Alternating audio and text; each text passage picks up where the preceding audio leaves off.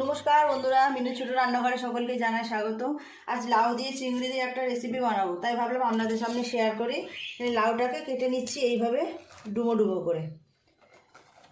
এইভাবে ডুমো ডুমো করে লাউ কেটেছি, আলুও কাটবো। আর নিয়েছি এখানে চিংড়ি মাছের সাইজগুলো দেখুন, খুব সুন্দর। গরমের সময় লাউ খেতেও যেমন ভালো লাগে, খাওয়াও কিন্তু খুব উপকার। শরীর মাথা সবই ঠান্ডা থাকে, খেতে তো অপূর্ব সুন্দর লাগে। খুব কম মশলা দিয়ে দারুণ স্বাদের আজ একটা রেসিপি বানিয়ে আপনাদের সামনে শেয়ার করব। আগে লাউটা আর আলুটা কেটে নেব, তারপর চিংড়ি মাছগুলো পরিষ্কার করে কেটে নেব, তারপর রান্নাটা চাপাবো। লাউগুলো আমি এরকম বড় বড় টুকরো করে কাটছি। সবসময় তো ছোটো ছোটো করে কেটে আমরা আলু দিয়ে রান্না করে থাকি, আজকে একটু অন্যরকমভাবে রান্নাটা করব। খুব কম মশলা দেবো, কিন্তু স্বাদ দুর্দান্ত হবে। লাউ আলু সমস্ত কাটা হয়ে গেছে। লাউগুলো এরমভাবে টুকরো করলাম, আর আলুগুলো এইভাবে টুকরো করেছি। একই রকমভাবে লাউ আলু কেটেছি। আর এই যে লাউয়ের খোসাগুলো আমি রেখে দিয়েছি, এগুলো অন্যদিন রান্না করব। খেতে খুব ভালো লাগে। আজকে আর হবে না, অন্যদিন করব। চিংড়ি মাছগুলো পরিষ্কার করে নেব। চিংড়ি মাছের সাইজটাও বেশ সুন্দর আছে।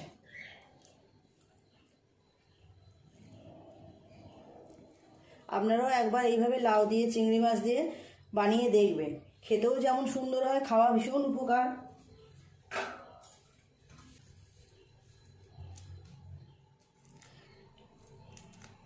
এইভাবে খোসা ছাড়িয়ে নিয়ে মাথাটা একটু করে কেটে বাদ দিয়ে দেব। সমস্ত চিংড়ি মাছগুলো একইভাবে কেটে নেব। চিংড়ি মাছগুলো পরিষ্কার করে নিয়েছি। নুন আর হলুদ দিয়ে আগে ভেজে নেব। হলুদ গুঁড়ো,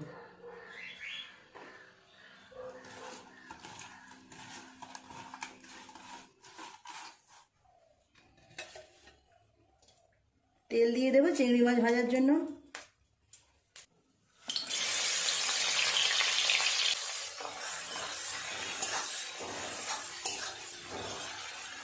এইরকম চিংড়ি মাছ দিয়ে যে কোনো রেসিপি বানালে কিন্তু খুবই ভালো লাগবে। সাইজগুলো খুব সুন্দর। ভাজা হয়ে গেছে চিংড়ি মাছগুলো, তুলে নেব।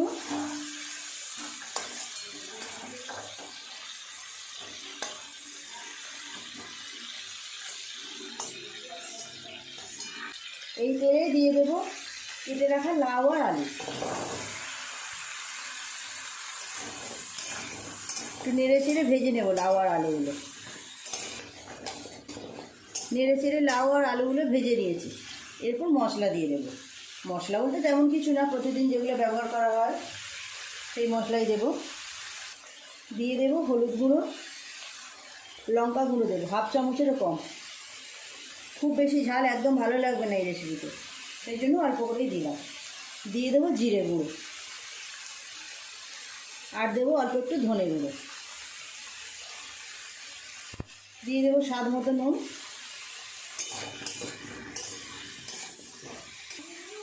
কেটে রাখা টমেটো। এই রেসিপিটা বানাতে কিন্তু খুব বেশি সময়ও লাগে না, জানেন, খুব তাড়াতাড়ি হয়েও যায়। ভালো করে একটু মশলাগুলোর সাথে সবজিগুলোকে মিশিয়ে নেবো। এইভাবে ভালো করে নেড়ে চেড়ে সমস্ত সবজি মশলা একসাথে এইভাবে একটু কষিয়ে নিলাম। জল দিয়ে দেবো।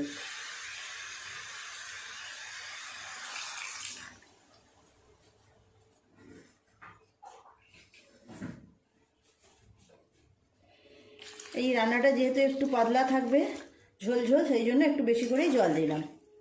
চাপা দিয়ে দেবো। লাউ আর আলুটা খুব ভালোভাবে তাহলে সিদ্ধ হয়ে যাবে।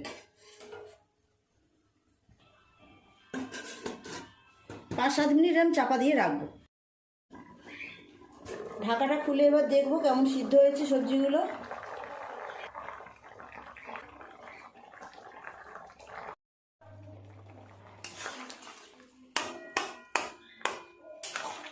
লাউ আলু সব খুব ভালোভাবে সিদ্ধ হয়ে গেছে।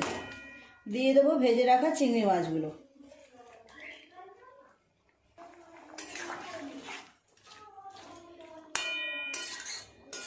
রান্নার বেশিরভাগটাই কিন্তু হয়ে গেল, এবার সাঁতলে নিলেই হয়ে যাবে।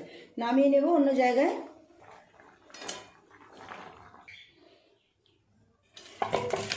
কড়াইটা ধুয়ে এবার পরিষ্কার করে আবার বসিয়ে দেব তরকারি সাঁতলানোর জন্য। দিয়ে দেব তেল।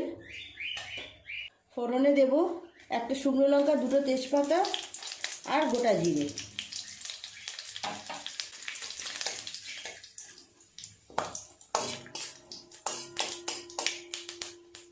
তরকারিটা ঢেলে দেবো।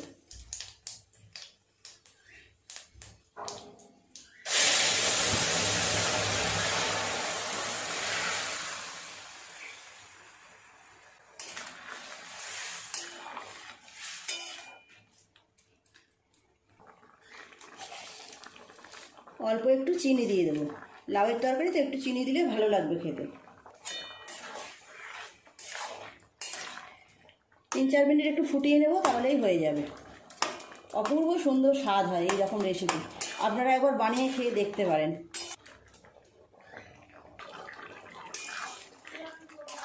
চিংড়ি মাছ দিয়ে আরও বেশ কিছুক্ষণ ফুটিয়ে নিলাম, 5-7 মিনিট হয়ে গেছে, এবার নামিয়ে নেব।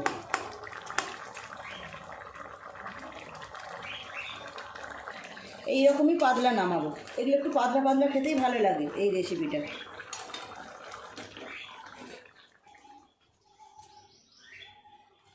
চিংড়ি মাছ দেওয়া তো খুব সুন্দর গন্ধ বের হচ্ছে। কেমন হয়েছে বন্ধুরা দেখুন, খুব সুন্দর কিন্তু সেন্ট বের হচ্ছে। এরকম চিংড়ি মাছ দিয়ে লাউয়ের পাতলা পাতলা তরকারি খেতে কিন্তু খুব ভালো লাগে, খাওয়া তো উপকারের আগেই বলেছি। প্লিজ বন্ধুরা আপনারা একবার এইভাবে বাড়িতে বানিয়ে খেয়ে দেখবেন। আজকের রেসিপিটা যদি ভালো লাগে বন্ধুরা অবশ্যই একটা লাইক করে দেবেন। আমার চ্যানেলটি এখনও পর্যন্ত যারা সাবস্ক্রাইব করেননি প্লিজ আমার চ্যানেলটি সাবস্ক্রাইব করে পাশে যে বেল ঘন্টিটা আছে সেটি ক্লিক করে দেবেন, তাহলে যখনই আমি এইরকম নতুন ভিডিও আপলোড করব সবার আগে তা আপনার নোটিফিকেশনে পৌঁছে যাবে। সবাই খুব ভালো থাকবেন, দেখা হচ্ছে পরের দিন নতুন কোনো রেসিপির সাথে। নমস্কার।